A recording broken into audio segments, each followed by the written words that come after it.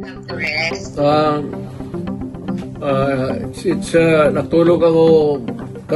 Natulog kami buong araw, ma'am. That's nice to hear. Okay, sir. Unang-una, how are you po? Talagang ang daming gusto magtanong, kumusta po si President Duterte? Sa awa ng Diyos, okay ako. Wala. Okay, sir. Hindi na po ako magpapaligoy-ligoy pa, sir. Nitong weekend, lalo na kahapon, ang dami mong nagulantang at nagpanik dahil dun sa balita. Ano po ba talaga ang nakarating sa inyo, sir? Meron daw po ba kayo talagang warrant of arrest? Ano po? Alam mo, ma'am, what is circulating in the city of Manila, it's almost the same that's being bruited around dito because of the, communications. Very easy.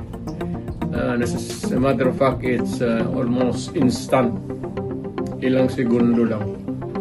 So, ang masasabi ko, ma'am, is though I do not claim ignorance about the moves before and long before and after a few months of respite, nandiyan na naman yung issue. So, I guess this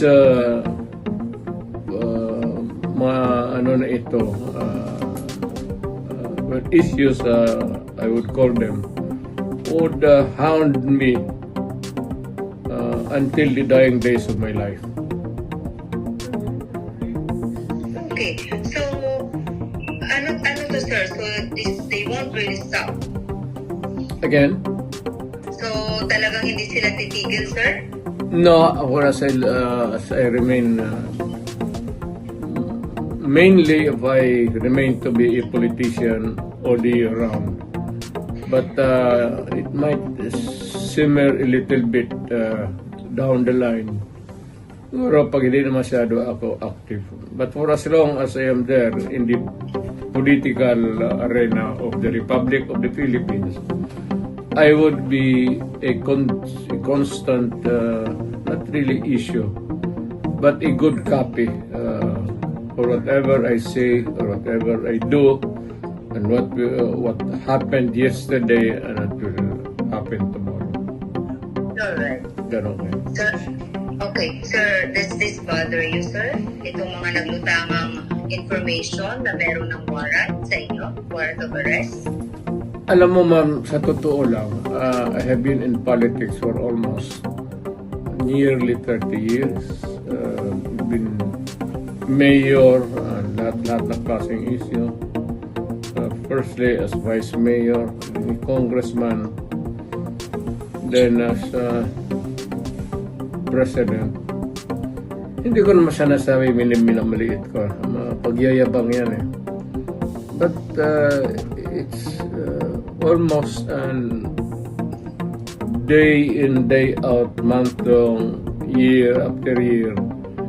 It's has become an irritation, really. Especially if patanda ka na and you still have to deal with the same questions and issues until now.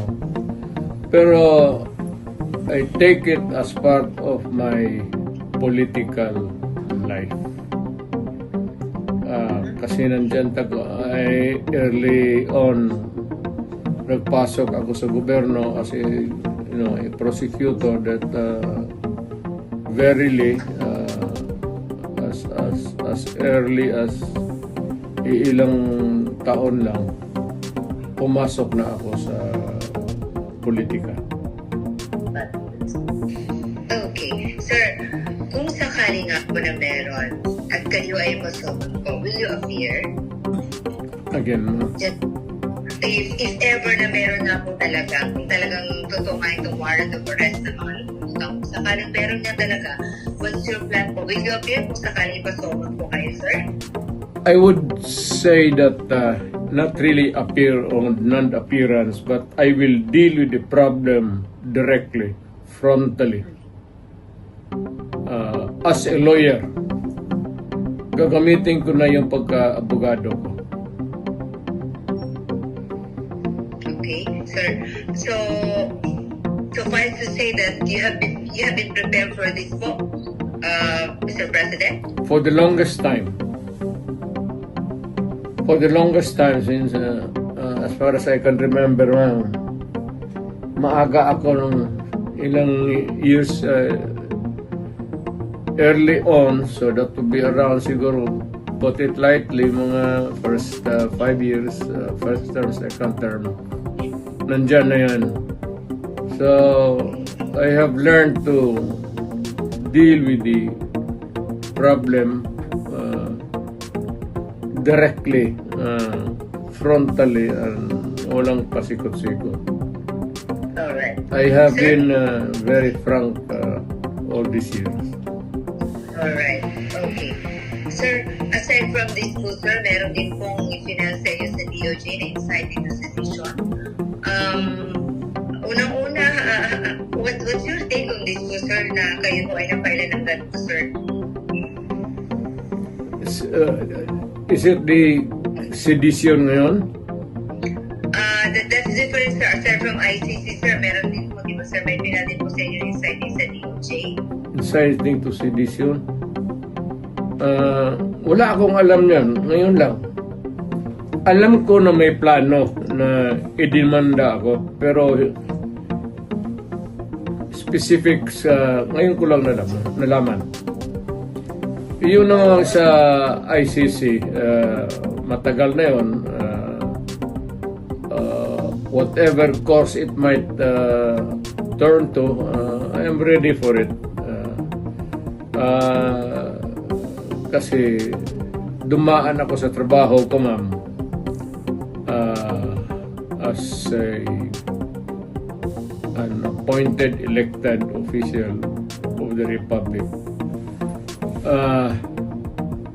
I do not there no excuses to give. I offer no apology. I did what I did because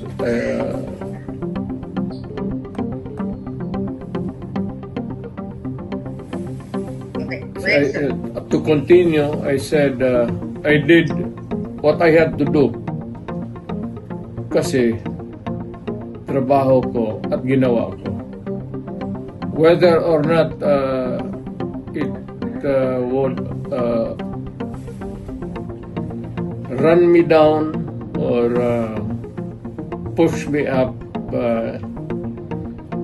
it's too early and it was history to make the accurate count.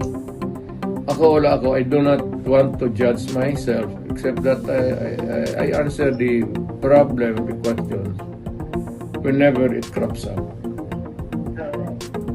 Okay, sir, amidst all these, issues about your, the arrest warrant po ng ICC, pinag-uusapan din po ngayon, syempre, yung impeachment po ni VP.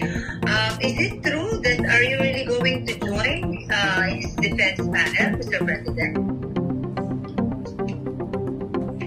In her, rather, defense counsel po. In her defense team. Yes. Still join, sir?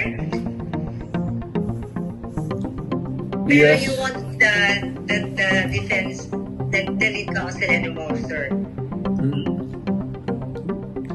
Well,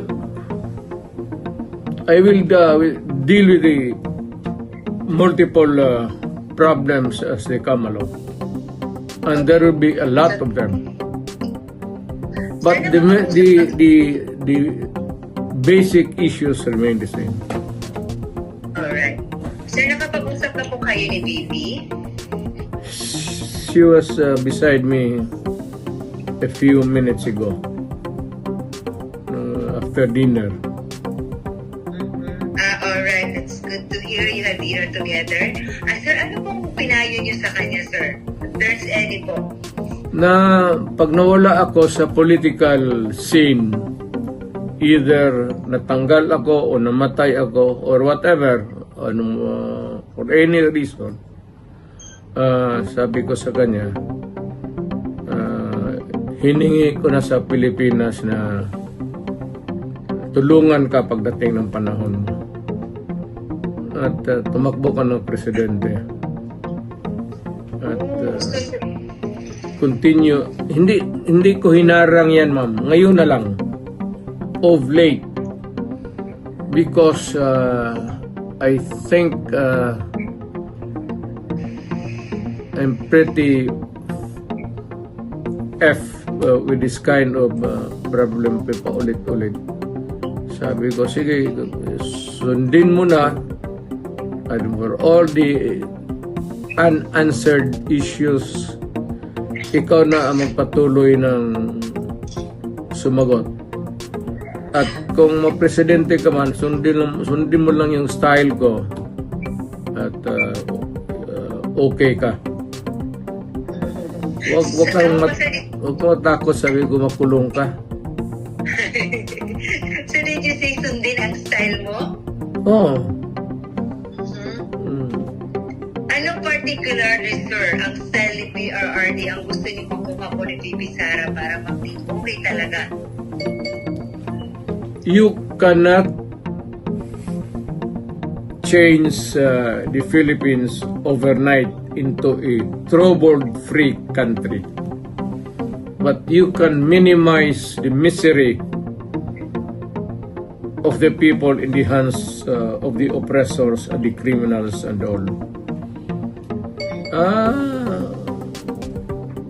Pwede mo na rin patayin lahat para isang hearing na naman. Sir, kaya yung mga ganyang salita mo, sir, kaya ano eh. Anyway, sir, tama yan. sir, napag-usapan niyo ba ni VP about sa kanyang impeachment, sir?